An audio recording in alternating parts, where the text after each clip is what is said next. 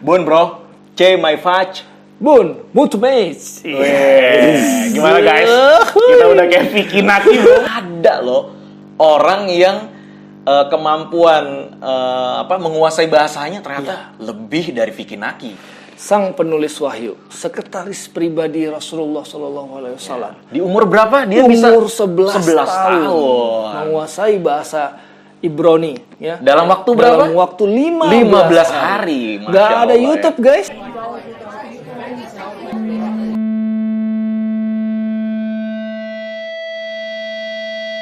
Assalamualaikum warahmatullahi wabarakatuh. Eulodit, Eurudi, nem intors pe kanal Berto. Bun bro, C my fudge. Bun, Multimates. Gimana guys? Kita udah kayak Vicky Naki bro. Susah amat.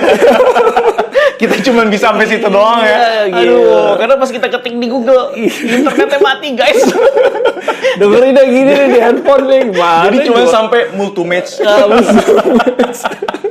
Udah segitu aja guys ya. Pembukaan dari spesial dari Bill Talk nih. Karena guys, belakangan ini memang Vicky Naki jadi sorotan tajam. Jadi viral. Jadi viral. Sosok anak muda yang bernama Muhammad Fikih Ayatullah. Masya Allah ya namanya ya. Namanya aja udah keren banget ya. Itu biasa kita kenal dengan Vicky Naki, asal dari Pekanbaru, yang baru berumur 20 tahun, namun sudah menguasai 5 bahasa. 5 bahasa ya? Apa aja tuh 5 bahasa tuh? Bahasa Jawa, bahasa Sunda. Itu mah kita yang ada di SD. Gue juga nggak tahu itu. Juga naon-naun doang taunya. Bahasa apa aja tuh Vicky Naki tuh? Nah, tadi yang kita sebutin tadi Rumania. Rumania. Ya, bagi yang tadi kebingungan itu tadi bahasa Rumania. Kita juga bingung. Mungkin orang Rumanianya juga bingung. Iya. Apa sih? Apaan sih? Terus bahasa Inggris. Inggris ya. Bahasa Spanyol. Rusia. Terus yang terakhir ya pasti bahasa Indonesia. Oh, bahasa Indonesia. Wah. Sayang cuman bahasa Arab belum dia. Iya, benar-benar. Vicky Naki, kalau Kaifa halu? Bisa jawab nggak tuh dia tuh? Ahlan wasalan. Ya, banyak orang yang kagum ya. Jadi mengagetkan hampir orang-orang yang bertemu kalau kita denger ya di satu aplikasi ya. Jadi ketemu orang terus kaget ternyata bisa bahasanya orang tersebut. Ketemu orang lagi kaget ya. Padahal kayaknya bahasanya susah ya. Ini juga nanti ada yang dengerin kita kaget. Iya. Kok acak-acakan? Intinya Vicky Naki ini viral karena bisa menguasai 5 bahasa tadi secara cepat di usia yang masih muda. Memang nih kalau perkembangan zaman yang kayak gini, ini luar biasanya Vicky Naki. Itu tanpa ada les loh dia, tanpa kursus. Iya benar. Tanpa kursus. Otodidak ya? Iya otodidak, dan dia mengakui ada dia dilihat di sosial media. Karena ini ya perkembangan sosial media memang sangat cepat sehingga ada lagi orang-orang yang bisa kita sosok yang kita kagumin. Dan ini tuh bakal ada sebenarnya model kayak Vicky Naki ini yang lagi viral ya. Dengan zaman seperti sekarang ini akan bermunculan bergantian ya, dan terus silih berganti ya. Tapi guys, kagum boleh-boleh aja karena manusiawi ya, kita diberikan sifat kagum atau appreciate ya kepada orang yang punya kemampuan di atas rata-rata ya, seperti Vicky Naki ini ya di zaman sekarang ya. Tapi jangan lupa nih guys, dari zaman dahulu ya, lebih spesifik waktu zaman Nabi Muhammad SAW, itu seharusnya banyak banget sosok yang harusnya kita kagumin tuh. Terlebih dari Vicky Naki seperti sekarang ini atau orang-orang yang ada di zaman sekarang ini ya. Dan bahkan para sahabat itu sudah dilabeli sukses. Nah, suksesnya apa tuh? Apa tuh maksudnya sukses? Yaitu beberapa sahabat zaman dulu dengan kemampuannya masing-masing yang berbeda-beda keahliannya, tapi beberapa sudah dijamin masuk surga. Masya Allah. Dan yang menyebutkan nanti itu Nabi Muhammad tuh. Nah, itu level sukses. Nah, kalau orang-orang yang sekarang masih hidup ya, kan belum tahu ya kesuksesannya ke depan seperti apa. Sukses dalam Islam adalah masuk surga ya. Ya. Oke. Dan jadi kita bisa bagi itu menjadi dua golongan. Orang-orang yang kita kagumi, tapi ada juga sosok yang harus kita idolai.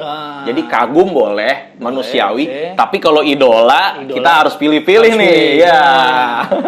Jadi udah dijamin sukses belum nih idola kita? Ya. Nah, jadi guys, di zaman Rasulullah SAW dulu, ini ada yang mirip dengan Vicky Naki dalam hal kemampuan bahasa. Ya. Ini situasinya aja ya, bukan sosoknya mirip. Ya, karena tentunya kemuliaan sahabat tuh nggak ada yang bisa menandingi. Ya, betul. Gitu. Nah, jadi kita mau mengenalkan sosok sahabat ini ya? Sahabat ini. Oh, siapa sih ini sahabat yang bisa menguasai bahasa? Yes. Seperti kalau zaman sekarang ya, kalau zaman sekarang seperti Vicky Naki ini. Siapa sih sosok yang hebat ini?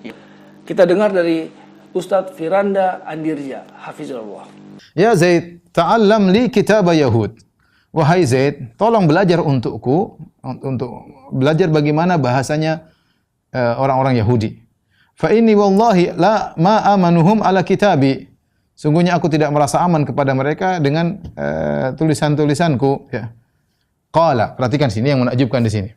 Kata Zaid bin Sabit, yaitu bahasa Ibraniyah. Nabi suruh Zaid, karena Nabi lihat Zaid orang yang cerdas, Nabi suruh Zaid bin Sabit radhiyallahu anhu untuk belajar bahasa Ibrani. Fata'allamtuhu fama madha li nisfu syahrin hatta hadaqtuhu. Kata Zaid bin Sabit, maka aku belajar bahasa Ibraniyah. Karena kita tahu di Madinah Zaid belajar kaum muslimin bertetangga dengan orang Yahudi, terutama dari Bani Qainuqa, Bani Nadhir dan Bani Quraidah. Kata Zaid bin Sabit, maka aku pun belajar bahasa Ibrani. Belum sampai setengah bulan, aku sudah, tidaklah lewat setengah bulan kecuali aku sudah menguasainya. Hatta hadaqtu itu artinya aku benar-benar menguasai dan mahir dalam berbahasa Yahudi. Ya, dan ini bukan perkara yang mudah. 15 hari dari bahasa Arab, kemudian mahir dalam bahasa Ibrani. Ya, maksudnya ini butuh kecerdasan yang luar biasa. Ya, oleh karenanya para sahabat cerdas. Ini bukti. Bagaimana tidak jelas 15 hari kemudian mahir dalam bahasa Ibrani. Bahkan dan ini hadis riwayat Bukhari. Bahkan Nabi bahkan Zaid tidak mengatakan saya bukan cuma bisa, sekedar bisa, tapi kata Zaid bin Sabit, hatta hadaqtuhu, yaitu aku sampai mahir dalam bahasa Ibrani tersebut. Wa kuntu aktubu li Rasulullah sallallahu alaihi wasallam idza kataba lahum. Aku menulis kalau ada Nabi ingin kirim surat kepada mereka, aku tuliskan surat kepada mereka dengan bahasa tersebut. Udah tahu kan siapa sahabatnya? Ya. Dialah ya sosok sahabat yang mau kita kenalin ya. Dialah adalah Zaid bin Sabit radhiyallahu anhu. Sang penulis wahyu, sekretaris pribadi Rasulullah sallallahu alaihi wasallam. Di umur berapa dia bisa? Umur 11 tahun. Menguasai bahasa Ibrani, ya. Dalam waktu berapa? Dalam waktu 15 hari. Gak ada YouTube, guys. Iya, Gak ada sosial media. Iya. Oke, kita lanjut nih ya. Oke. Gimana kehebatannya Zaid bin Sabit radhiyallahu an dalam menguasai bahasa asing? Qala li Rasulullah sallallahu alaihi wasallam bertanya kepada Zaid, "Atuhsinus Siryaniyah? Innaha ta'tini." Wahai Zaid, apakah kau bisa bahasa Siryaniyah? Kalau Ibriyah bahasa Nabi Musa alaihissalam, kalau Siryaniyah bahasanya Nabi Isa alaihissalam. Innaha ta'tini, dia itu datang kepadaku surat-surat dengan bahasa Siryaniyah. Qultulah, aku tidak bisa ya Rasulullah. Kata Rasulullah SAW, fata'allamha, belajarlah kau bahasa Siryaniyah. Maka kata Zaid, fata'allamtuha fi 17 yauman. Aku mempelajari bahasa Siryaniyah dalam waktu 17 hari. 17 hari. Bahasa Ibraniyah 15 hari, bahasa Siryaniyah 17 hari. Dan kita tahu dalam riwayat yang lain disebut oleh para ulama, tadi saya sebutkan Zaid belajar juga bahasa Habasyah, yaitu bahasa Ethiopia, kemudian juga belajar bahasa Persia, belajar juga bahasa Romawi, dan belajar bahasa Kipti, yaitu bahasa Mesir, sehingga 6 bahasa dia kuasai. Dan kita tahu orang kalau mengerti bahasa lain maka pengetahuannya luas. Ya. Orang semakin mengerti bahasa lain, pengetahuan sebenarnya menunjuk kecerdasan Zaid bin Sabit. Oleh karenanya beliau pakar di antara bentuk kecerdasannya. Ya, beliau dipilih oleh Nabi SAW untuk belajar bahasa-bahasa tersebut, dipilih menjadi kutabul wahyi, menjadi sekretaris Nabi SAW untuk menulis wahyu. Ya, kemudian beliau disebut afradu ummati, orang yang paling pakar tentang ilmu waris. Inilah seharusnya sosok yang kita kagumi. Iya. Bayangin guys, 7 bahasa. Iya, Bahkan 7 bahasa. Syriani yang diminta oleh Rasulullah SAW untuk mempelajari hanya dalam dengan waktu 17 hari. Dan itu umurnya masih belasan ya. Masih belasan. Umurnya masih belasan, Masya Allah. Dan balik lagi nggak ada YouTube. Iya betul, nggak ada YouTube, nggak ada Facebook, nggak ada Facebook, nggak ada Google Instagram, Translate. ya. Kayak kita Google Translate dulu ya. Kayak kita tulis saya keluar, iu. Terima kasih, multibase. Dahulu nggak ada ya. Rasulullah minta 17 hari belajar bisa langsung. Masya Allah kecerdasannya Zaid bin Thabit ini ya, Masya Allah ya. Dan ternyata kalau kita mau menggali lagi ya, kehebatan-kehebatan manusia yang ada di zaman sekarang itu sebenarnya zaman dahulu tuh udah dilakukan dan bahkan bisa jadi idola ya buat kita ya. Bisa jadi idola buat kita. 7 sampai 8 bahasa dikuasai dalam riwayat lain. Masya Allah. Karena ini penting banget ya kemampuan dari Zaid bin Thabit karena untuk berkomunikasi dengan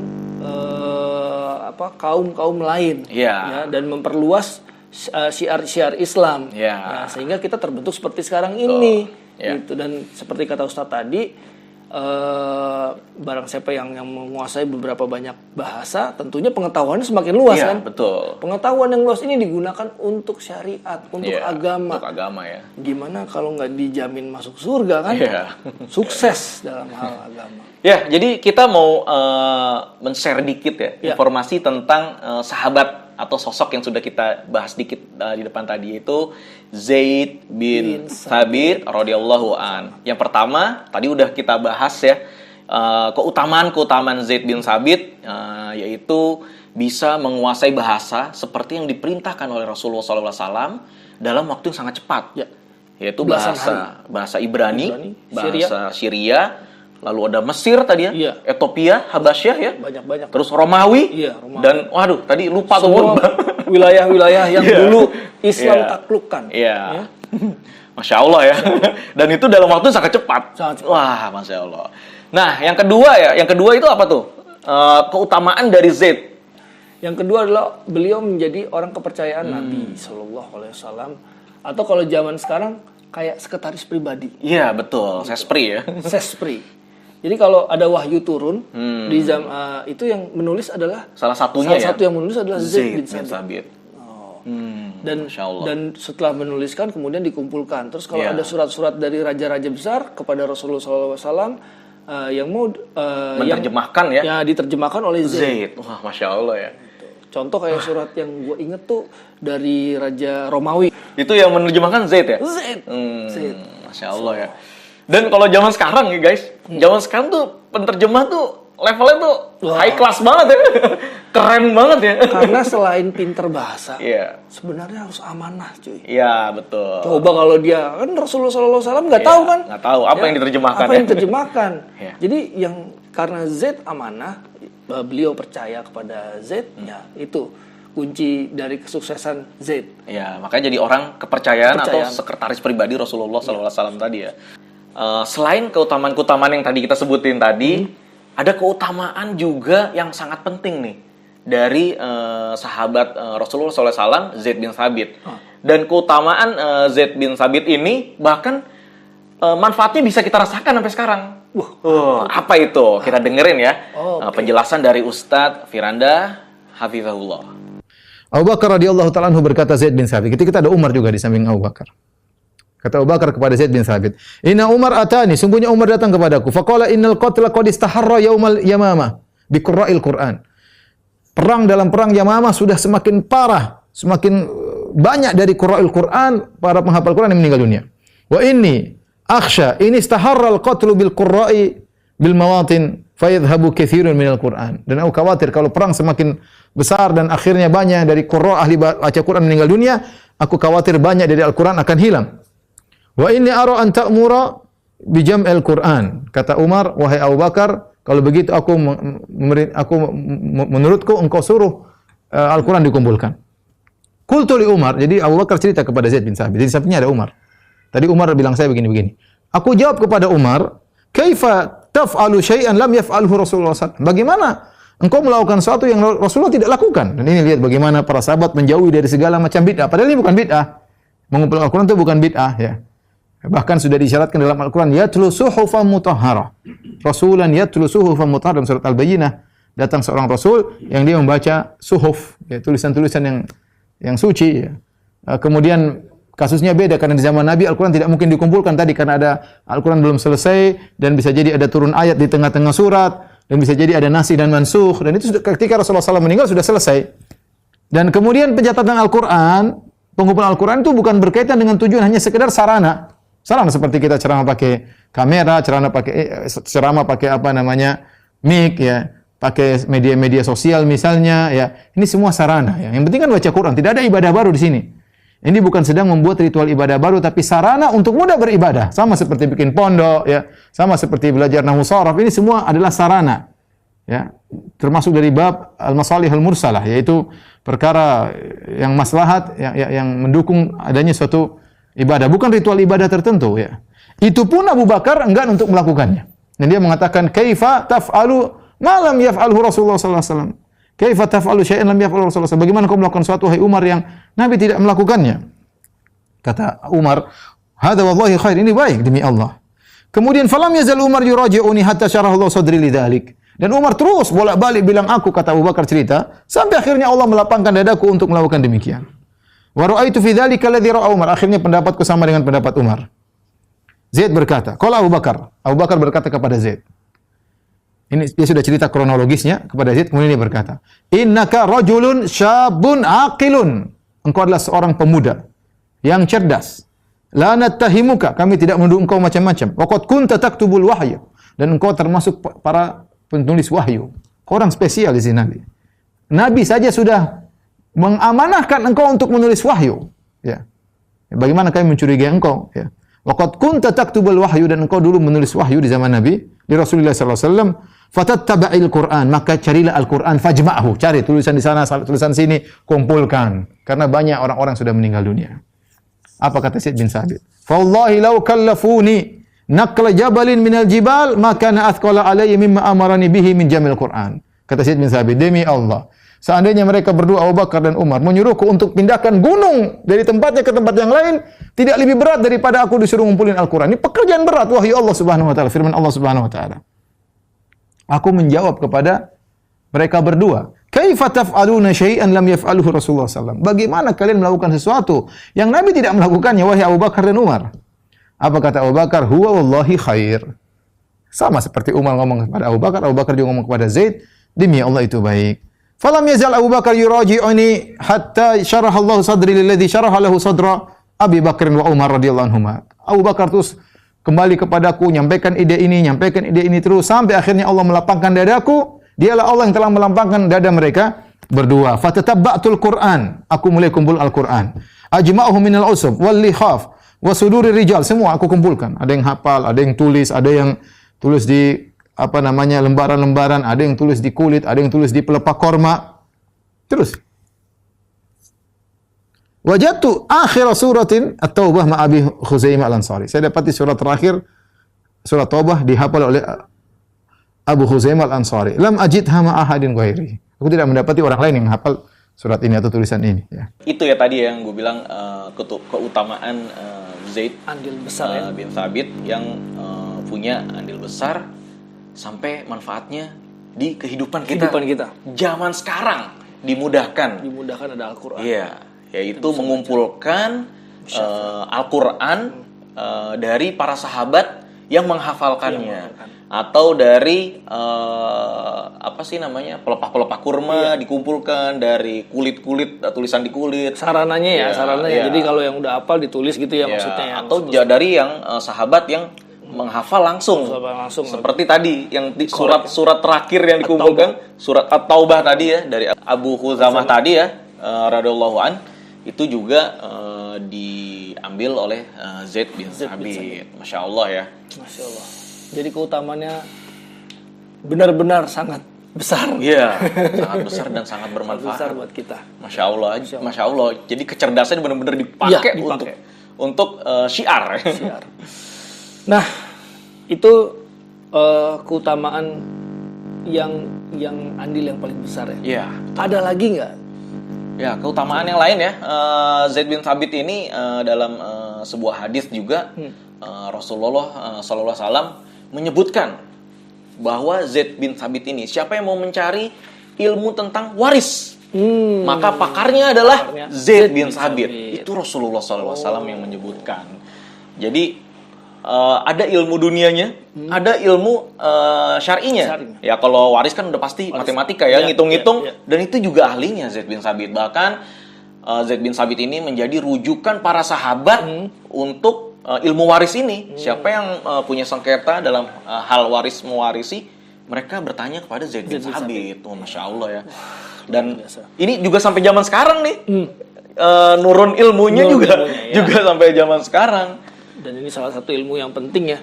Penting karena mungkin kalau waris dan seumur hidup sekali gitu ya kerjain, tapi kalau nggak ada ilmunya bisa bahaya. Bisa bahaya. Dan contohnya juga udah banyak banget ya. Apalagi kita pernah bahas ya. Ya betul, di konten kita sebelumnya ya.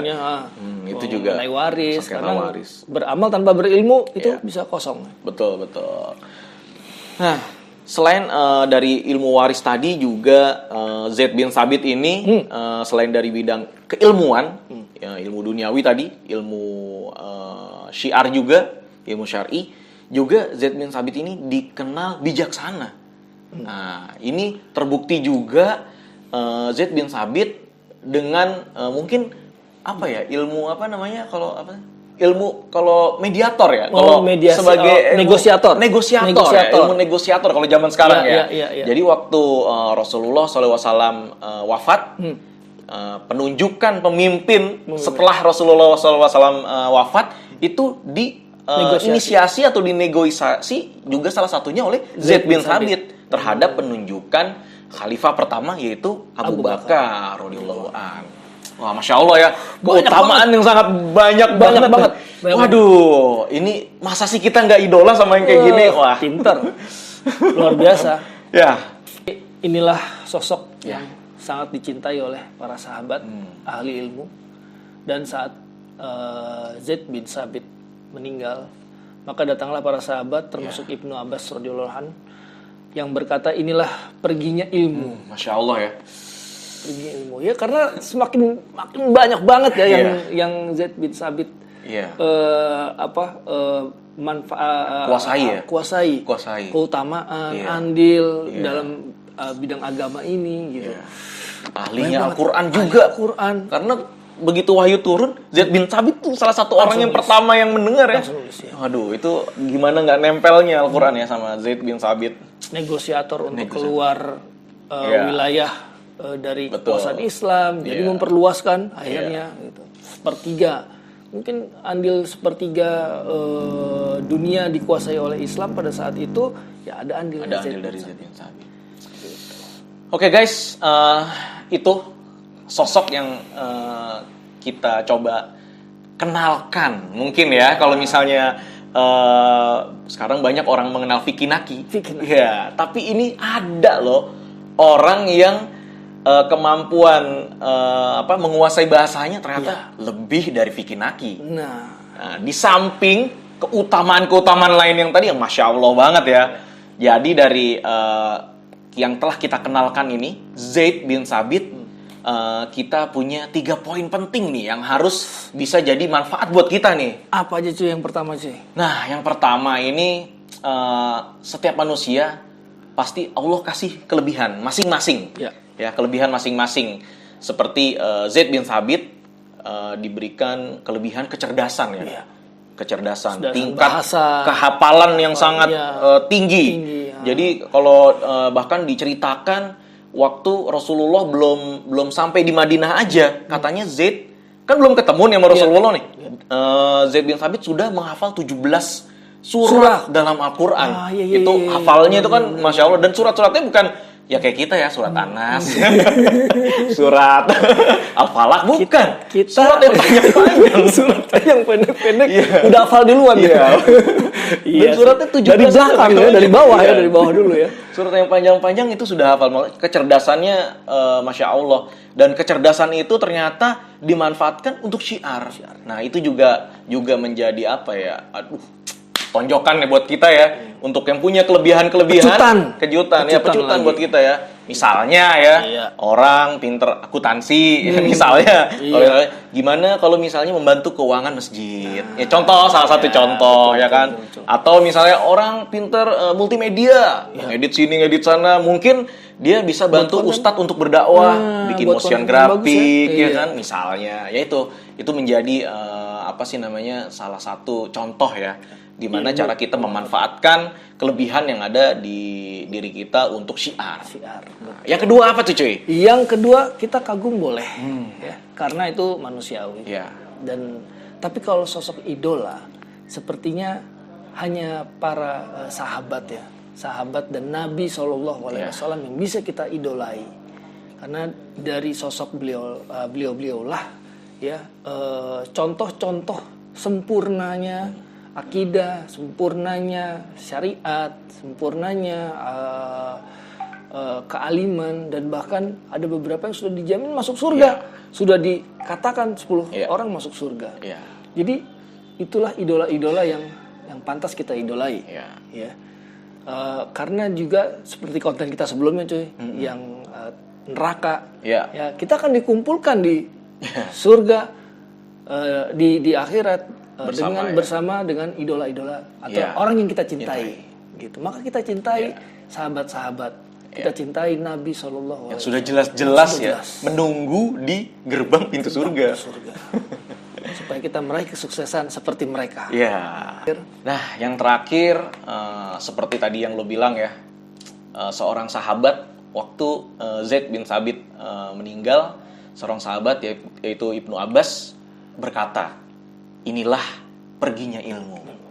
Wah, ini juga jadi pecutan nih buat kita nih. Kita semua nih mau dikenang saat mati seperti apa? Wah, itu kayaknya nggak ada pesan lagi deh. Tinggal kita renungkan aja gitu. Kita renungkan aja, dan semoga ya Allah memberikan kita keistiqomahan agar kita bisa memberikan manfaat kepada banyak orang ya, karena sebaik-baiknya orang ya itu orang yang bisa menjadikan manfaat untuk orang lain ya, kemaslahatan yang besar. Mungkin itu aja ya. Tentu itu saja ya 3 poin yang penting dari video ini. Semoga kita semua mendapatkan manfaat yang besar dari video ini. Oke, jangan lupa guys di subscribe, di like, di komen. Kita juga butuh masukan-masukan dari teman-teman semua, dari netizen-netizen yang budiman, tentunya. Kalaupun enggak juga nggak apa-apa, cukup di-share aja supaya menjadi pahala jariah buat kita semua kalau ini adalah sebuah kebaikan. Dan kita juga nggak lupa kalau misalnya ada masukan buat kita ya, boleh DM di Instagram kita. Kita juga menunggu kalau ada yang mau ngobrol bareng kita, mau share juga bareng kita. Itu kita tunggu untuk menjadi obrolan yang bermanfaat kiranya ya. Tentunya. Oke guys, kayaknya segitu dulu ya konten-konten dari kita. Multumes. Makasih guys. Makasih guys. Multumes. Oke guys, sampai ketemu di konten-konten kita selanjutnya. Wassalamualaikum warahmatullahi wabarakatuh.